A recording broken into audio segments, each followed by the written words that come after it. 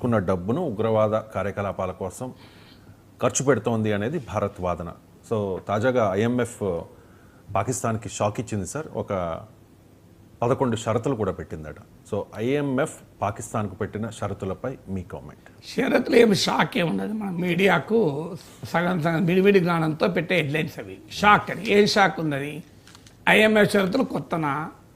IMF ఎప్పుడు కూడా షరతులు పెడుతుంది. ఏ లోన్ ఇచ్చిన దానికి అదనంగా కొన్ని షరతులు. ఏముంది అందులో? ఏం షరతులు? ఎలక్ట్రిసిటీ బిల్లులు పెంచాలని షరతు పెట్టారు. డెట్ సర్వీస్ సర్చార్జ్ అని ఉంటుంది. 3 రూపీ 10 పైసే ఎంతో, దానిపైన మ్యాక్సిమం లిమిట్ ఉంది, అది ఎత్తేయండి. అంటే కరెంట్ బిల్లు పెంచండి, గ్యాస్ ఛార్జ్ పెంచండి. ఈ షరతులు ఏమున్నది? షరతులు ఐఎంఎఫ్ షరతులు ఎప్పుడు ఉంటాయి. అందువల్ల మొదలు అసలు ఐఎంఎఫ్ లోన్ ఇవ్వడమే తప్పు. $1 బిలియన్.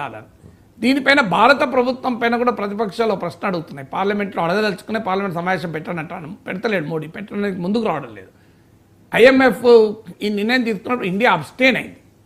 అబ్స్టైన్ ఎందుకైంది? అపోజ్ చేయాలి కదా అని, ఓటింగ్ వ్యతిరేకంగా ఓటు వేయాలి కదా, మరి అబ్స్టైన్ ఎందుకైందని చిదంబరం నిన్న కూడా ఫైనాన్షియల్ ఎక్స్ప్రెస్లో రాసిన వ్యాసంలో రైజ్ చేశాడు. Why did India abstain? Why did not it vote against? IMF loan ఇవ్వడంలో 25 కంట్రీస్ ఉంటే ఒక్క ఇండియానే వ్యతిరేకించింది. కానీ వ్యతిరేకిస్తూ ఓటు వేయకుండా బహిష్కరించింది. ఓటింగ్లో పాల్గొనలేదు.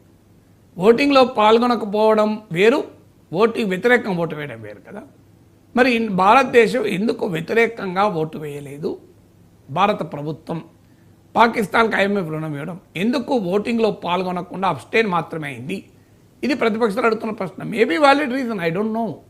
భారత ప్రభుత్వం దగ్గర కారణం ఉండొచ్చు ఆ నిర్ణయం తీసుకోవడానికి. కానీ ప్రజలకు చెప్పండి అయ్యా పార్లమెంట్ ద్వారా అంటే మేము పార్లమెంట్ సమావేశం పెట్టడానికి అభ్యంతరం ఏంటి? నాకు నిజంగా అర్థం కాదు. ఇది వ్యాలిడ్ క్వశ్చన్ కదా. నాలాంటి కూడా అనుమానం వచ్చింది. కానీ నాకు ఐఎంఎఫ్ ఓటింగ్ ప్రక్రియ అవన్నీ స్టడీ నాకన్నా ఇంకా ప్రభుత్వం ఎక్కువ స్టడీ చేసి ఉంటుంది బహుశా అనుకొని వదిలేశాను నేను. నిన్న చిదంబరం ఫైనాన్షియల్ ఎక్స్ప్రెస్లో రాసిన వ్యాసంలో రైజ్ చేశాడు. ఎందుకు మరి ఓటింగ్లో పాల్గొనలేదు? ఓటింగ్ వ్యతిరేకంగా ఓటు వేయాలి కదా, తన ప్రొటెస్ట్ రిజిస్టర్ చేయాలి కదా అనే క్వశ్చన్కి మరి పార్లమెంట్లో ఆన్సర్ దొరకాలి. ఇక ఐఎంఎఫ్ ఒక ఆసక్తికరమైన వ్యాఖ్య మాత్రం చేసింది షరతులతో పాటు. భారత పాక్ ఉద్రిక్తతలు ఈ లోన్ పైన ప్రశ్నలు లేవనెత్తుతున్నాయి. ఈ fiscal external and reform risk to the loan అన్నది. మీరు ఇండియా పాకిస్తాన్ మధ్య టెన్షన్స్ ఇంకా పెరిగితే ఈ లోన్ సస్టైనబిలిటీ పైన కొన్ని అనుమానాలు వ్యక్తం చేస్తుంది ఐఎంఎఫ్. అది ఫిస్కల్ ఎక్స్టర్నల్ అండ్ రిఫార్మ్ రిస్క్లు ఏర్పడతాయని. అంటే ఉద్దేశం ఏంది ఐఎంఎఫ్ అంటే, ఈ పాక్ భారత్ ఉద్రిక్తత పెరిగితే ఏం జరుగుతుంది? ఆటోమేటిక్గా రక్షణ రంగానికి ఎక్కువ కేటాయించాల్సి ఉంటుంది. ఇప్పుడు భారత ప్రభుత్వం 50,000 కోట్లు రక్షణ బడ్జెట్ పెంచుతుంది. ఇప్పుడు 50,000 కోట్లు. ఈ 50,000 కోట్లు పెంచితే ఆటోమేటిక్గా క్యాపిటల్ ఎక్స్పెండిచర్ ఏదో ఒకటి తగ్గించాలి. కానీ ఇండియన్ ఎకానమీకి ఉన్న స్ట్రెంత్ రీత్యా we can withstand that pressure. కానీ పాకిస్తాన్ ఆ పని చేయలేదు. ఈసారి బడ్జెట్లో 18% పెంచుతోంది రక్షణ వ్యయం. 18% పెంచిన దీని మీద పార్లమెంట్ అప్రూవల్ ఉండాలి అని కూడా అడిగింది ఐఎంఎఫ్. అదేమున్నది? అప్రూవల్ ఇస్తారు, పార్లమెంట్ ఏమున్నది? ఆర్మీ ఎట్లా చెప్తే అట్లా ఓట్లేస్తారు, పెద్ద సమస్య ఏంది. కానీ కానీ ఇప్పుడు 18% పెంచితే ఇప్పుడు $17.6 ట్రిలియన్ పాకిస్తాన్ బడ్జెట్, 17,60,000 కోట్ల బడ్జెట్. అందులో ఇప్పుడు 2.5 లక్షల కోట్లు డిఫెన్స్ పైన ఖర్చు పెడుతున్నారు. ఇది ఆటోమేటిక్గా మరి ఐఎంఎఫ్ లోన్ రీపేమెంట్ పైన ప్రభావం చూపుతుందా? ఆల్రెడీ ఇప్పుడు ఎలక్ట్రిసిటీ ఛార్జెస్ పెంచాలి అంటున్నారు, గ్యాస్ ఛార్జెస్ పెంచాలి అంటున్నారు. మరి ప్రజల నుంచి తీవ్రమైన వ్యతిరేకత వస్తుంది కదా. ఇప్పుడు ఆల్రెడీ భారతదేశం ఫైనాన్షియల్ యాక్షన్ టాస్క్ ఫోర్స్ను యాక్టివేట్ చేస్తోంది. మీరు టెర్రర్ ఫైనాన్సింగ్ చేస్తోంది పాకిస్తాన్. అందువల్ల FATF బ్లాక్ లిస్ట్ చేయాలి, గ్రే లిస్ట్లో పెట్టాలని మనం అడుగుతున్నాం.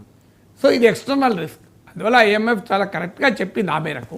మీరు ఇండియాతో ఈ ఘర్షణ పడుతుంటే, ఉద్రిక్తతను పెంచుకుంటే ఈ లోన్ సస్టైనబిలిటీ ప్రశ్నార్థకమవుతుంది.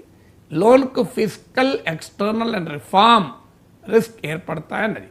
మరి అన్నీ తెలిసి కూడా ఎందుకు ఇచ్చింది రుణం? అసలు ప్రశ్నగా ఆన్సర్ లేదు. అందరికీ వాడు పాకిస్తాన్ వాడు ఈ రుణాన్ని తీసుకపోయి ఏం చేస్తాడో తెలిసింది కదా. ఈ రుణం తీసుకున్న రోజే మసూద్ అజర్కు 14 కోట్లు నష్టపరిహారం చెల్లించింది. ఎందుకు? మనం బహల్పూర్లో జైషీ మహమ్మద్ హెడ్ క్వార్టర్స్ను ధ్వంసం అయినందుకు మసూద్ గారు 14 కోట్లు ఇచ్చింది. అంటే అమెరికా ఐఎంఎఫ్ నుంచి అప్పు తీసుకొని తీవ్రవాదులకు నష్టపరిహారాన్ని పాకిస్తాన్ చెల్లిస్తోంది. సో ఐఎంఎఫ్ లోన్ ఇవ్వడమే వెస్ట్రన్ బ్యాంక్రప్సీ, పశ్చిమ దేశాల దివాలా కోరుతనం, రిచర్ నేషన్స్ యొక్క డబుల్ స్టాండర్డ్ తెలుస్తుంది. ఎందుకు నేను పశ్చిమ దేశాలు రిచర్ నేషన్స్ అంటున్నా అంటే దాని ఓటింగ్ ప్రక్రియలో ఐఎంఎఫ్ లోన్ అమెరికా వీటో చేస్తే లోన్ రాదు.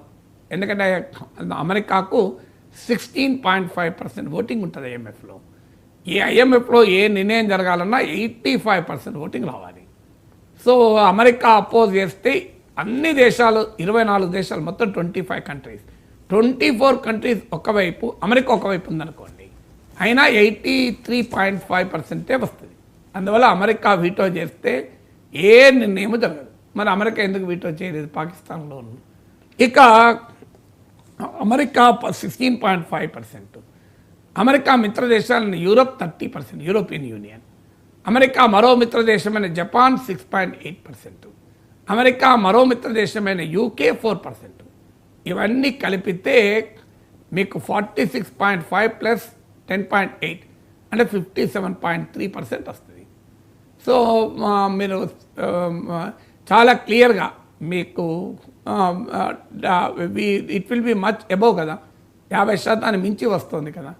మరి ఎందుకు చేయలేదు అనేది క్వశ్చన్. ఇప్పుడు దానికి ఆన్సర్ అమెరికా చెప్పాలి.